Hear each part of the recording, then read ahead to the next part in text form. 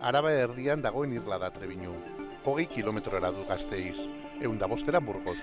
Mapari begiratuta ulergaitzat irudiena aldatzeko asmoarekin, tramite berriak hasi zituen atzo Trebiñuko konderriko udalak.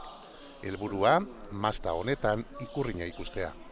Se inicia lo que es el procedimiento legal. Legeak agintzen duen prozedura martxan jarri, eta orain Gaztela eta Leonen eta Euskadiren erantzunaren zain gaude.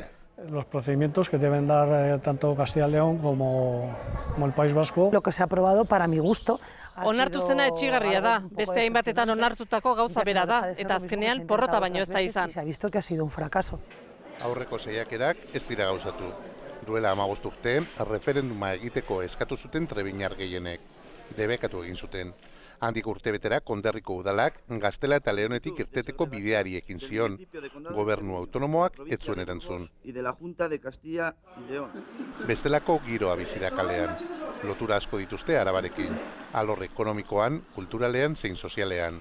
Osakidetzako espezialisten gana joate dira eta eskola publikoan dauden 78 ikasletatik 20 euskara ikasten ari dira. Yo de Álava. Sí, de Álava mejor. Joder, por todo, por los servicios, por todo. Burgos pilla muy lejos.